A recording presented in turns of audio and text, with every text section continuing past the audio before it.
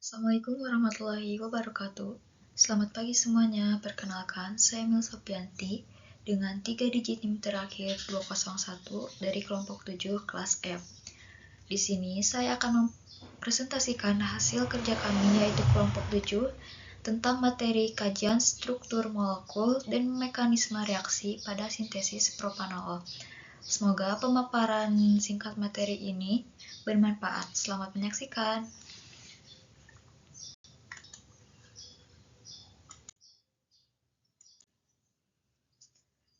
Apa itu propanolol? Propanolol adalah agen penghambat beta atau beta blocker non-selektif yang bekerja dengan menghambat reseptor beta 1 dan beta 2 di jantung, pembuluh darah, serta organ lainnya. Obat ini digunakan untuk mengatasi hipertensi, angina pectoris, aritmia, dan pencegahan migrain. Propanolol yang beredar di pasaran Indonesia ada dua macam, yaitu generik dengan nama zat aslinya, propanolol atau propanolol HCl, dan dengan nama dagang yaitu Inderal dan Parmadral yang tersedia dalam dosis 10 mg dan 40 mg.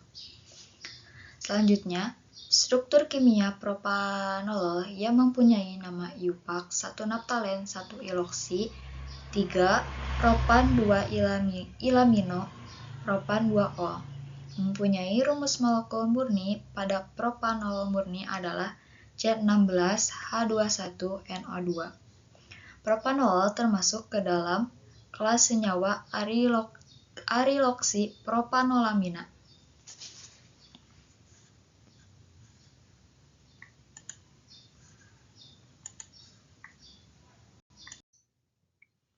Selanjutnya kita akan membahas gugus fungsi apa saja yang ada dalam senyawa propanolol. Gugus fungsi dalam senyawa propanolol yang pertama ada gugus hidroksil atau alkohol sekunder. Terdapat pada rantai samping alipatik posisi propan 2-ol. Gugus ini memberikan sifat polar dan memungkinkan senyawa untuk membentuk ikatan hidrogen. Ini gugusnya. Kemudian yang kedua ada gugus eter menghubungkan cincin naftalena dengan rantai samping alipatik propana. Eter ini merupakan bagian dari struktur ariloksi yang krusial untuk aktivitas pemblokiran reseptor beta. Ketiga, ada gugus aromatik atau cincin naftalena, terdiri dari dua cincin benzena yang menyatu atau kondensasi. Gugus ini memberikan sifat hidrofobik atau suka lemak yang memungkinkan obat mudah menembus membran sel.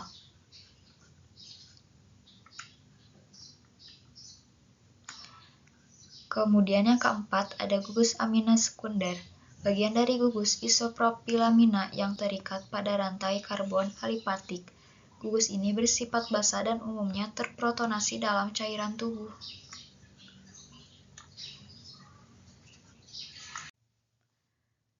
Selanjutnya, hubungan struktur sifat senyawa propanolol.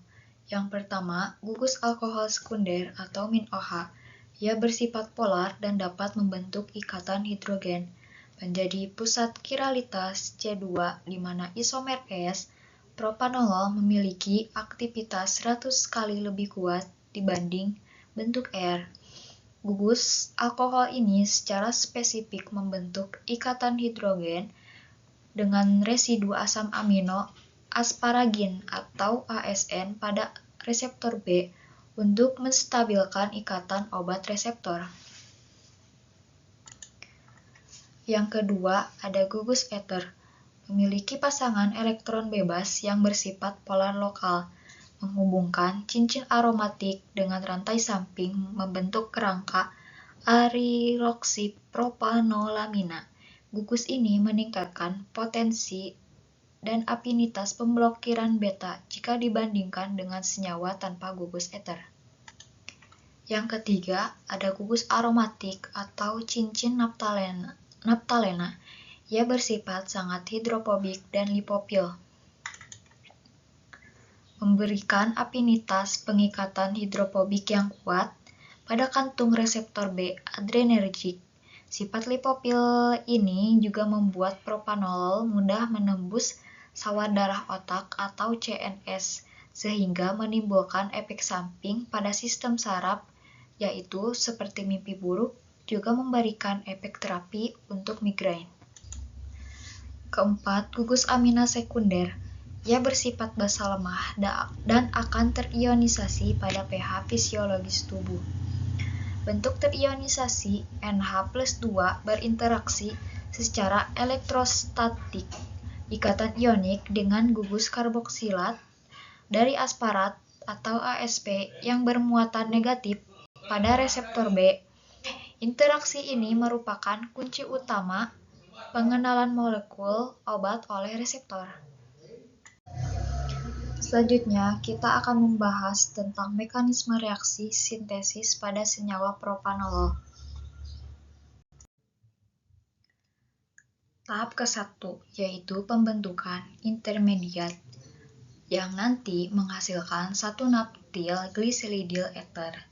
Caranya, yang pertama yaitu deprotonasi 1-naptol. Basa kuat atau OH- dari NaOH atau KOH mengambil proton H+ dari gugus -OH pada 1-naptol.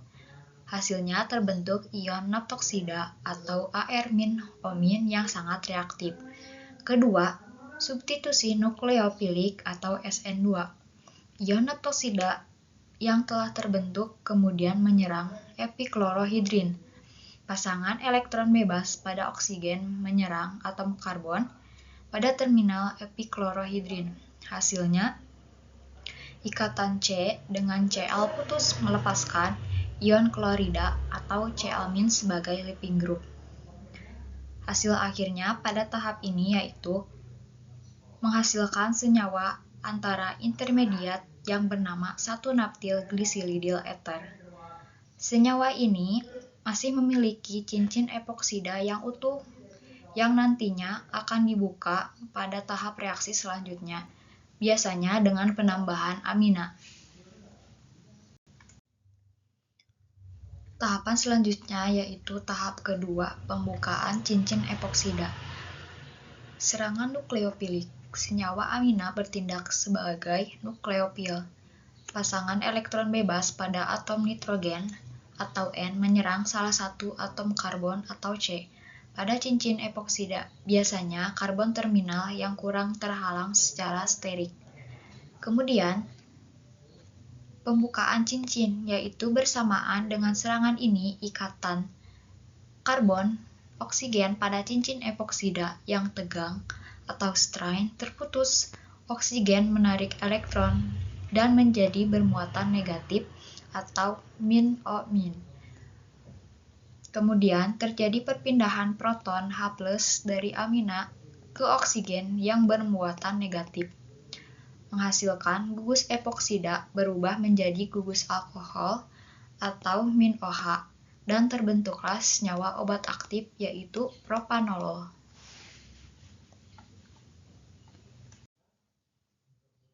Kesimpulan dari materi yang telah saya sampaikan yaitu propanolol merupakan senyawa golongan B blocker non-selektif yang memiliki rumus molekul C16H21NO2 dan tersusun atas gugus fungsi alkohol sekunder, ether, amina sekunder, serta cincin aromatik atau cincin naptalena.